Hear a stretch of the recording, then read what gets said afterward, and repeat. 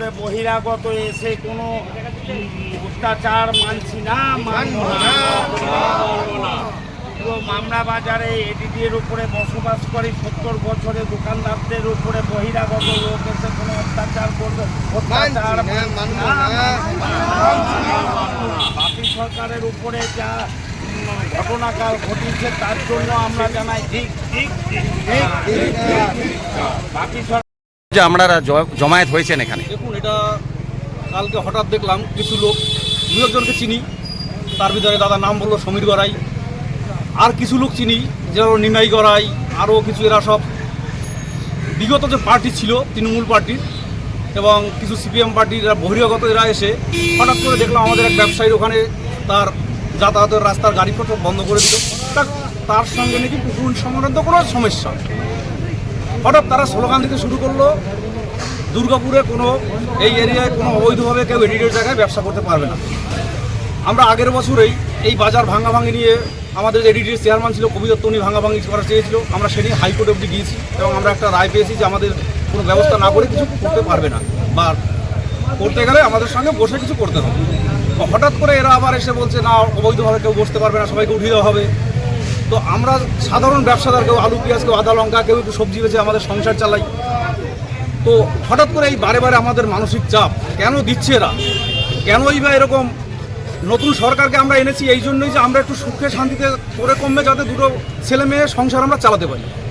সেই রেখে হঠাৎ দেখছি যে তৃণমূল আমলে যারা আমাদের উপর অত্যাচার করেছে, যাদের জন্য আমরা কোর্ট হাইকোর্ট অবধি দৌড়িয়েছি, তাদের সঙ্গে নিয়ে এসে কিছু লোকজন এভাবে অবৈধভাবে স্লোগান দিচ্ছে, এদেরকে উঠিয়ে দেওয়া হবে, শুধুমাত্র দেখা গেল বাপি সরকারের ওইখানটাতেই কালকে বিক্ষোভটা দেখালো। ওখান থেকেই বিক্ষোভটা দেখিয়েছে, কিন্তু পুরো নামটা তো পুরো নিয়েছে পুরো এডিডি এর জায়গায় যারা বসে আছে তাদের বলছে পুকুরটাকেও নাকি অবৈধভাবে ঘিরে রেখেছে। এটা বাপি সরকারের সঙ্গে ওনাদের পার্সোনাল কোনো ম্যাটার, সেটা বাজারে কেন আসবে এটা আমরা খুঁজে পাচ্ছি না। এর জন্য প্রতিবাদ জানাচ্ছে। এর জন্য আমরা সবাই ব্যবসাদার চিন্তিত এবং এর জন্য আমরা খুব প্রতিবাদ জানাচ্ছি। এবং যারা আমাদের বিগত 15 বছর অত্যাচার করে গেছে তাদের বিরুদ্ধে আমরা লড়াই করছি। তখন এখন নতুন সরকার আমলে যদি এদের বিরুদ্ধে আমাদের এই সাধারণ মানুষ আমরা কি করে লড়াই করব?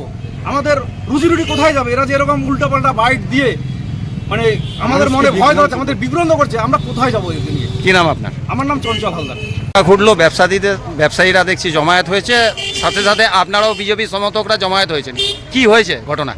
দেখুন, প্রথমেই বলি, আমি বিজেপির জার্সিটা ছেড়ে দিয়ে আজকে যেটা বাজারে এসেছি, আমি 35 বছরে মামলা বাজারে একটা সোনার দোকানদার হিসেবে, আমি ব্যবসায়ী হিসেবে, আমি কোনো পার্টির প্রোগ্রাম নিয়ে আসি, ব্যবসায়ীদের পাশে বরাবর দাঁড়াই, ব্যবসায়ীদের স্বার্থে।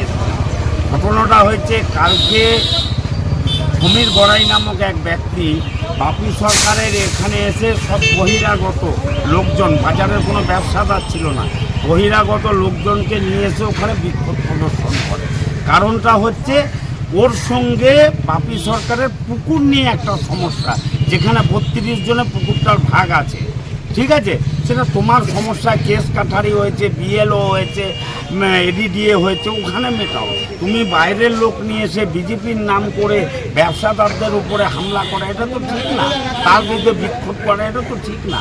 এবং এই কথাটাই আমাদের গায়ে লেগেছে। বলছে নিমাই গড়াই বলে একজন, আমি জানতাম সে লাভলি রায়ের সঙ্গে এত বছর তৃণমূল করছে, ও কবে বিজেপি হয়েছে আমি জানি না, ঠিক আছে? তো এই পুকুরটাতে 1 কোটি টাকার উপরে কাটার জন্য স্যাংশন হয়েছিল। এটা পুকুর নয়, এটা বাঁধ। এটা 1 কোটি টাকার উপরে স্যাংশন হয়েছিল। খুব বেশি হলে 20 থেকে 30 লাখ টাকার কাটা হয়েছে। বাকি টাকাটা কোথায় গেল সেটা তদন্তের দাবি করছি আমরা বাজারে ব্যবসায়ী কমিটির পক্ষ থেকে। এক, দ্বিতীয় কথা হচ্ছে যেটা কালকে বলে গেছে মিডিয়া বাইট দিয়ে, যে এডিডি এর জায়গাতে অবৈধভাবে যারা ব্যবসা করছে তাদেরকে উচ্ছেদের ব্যবস্থা করার জন্য। তো আমি একটা প্রশ্ন করতে যাই সাধারণ একটা ব্যবসাদার হিসেবে। এখানে আমার 1.5 থেকে 2000 ব্যবসাদার ভাই আছে যারা 50 বছর উপরে এডিডি এর উপরে ব্যবসা করছে। তো তাদের কি পেটে লাথি মারা হচ্ছে না? তারা আজ এখানে যত লোক আছে দেখুন সব বাজারের ব্যবসা ছেড়ে আজকে এসছে।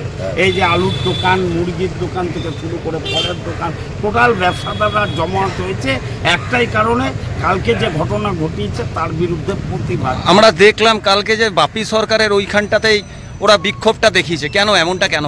এটা দেখুন পার্সোনাল একজনের সঙ্গে বাপি সরকারের ঝামেলা, সেটা সমষ্টিগতভাবে লাগিয়ে দেওয়ার চেষ্টা।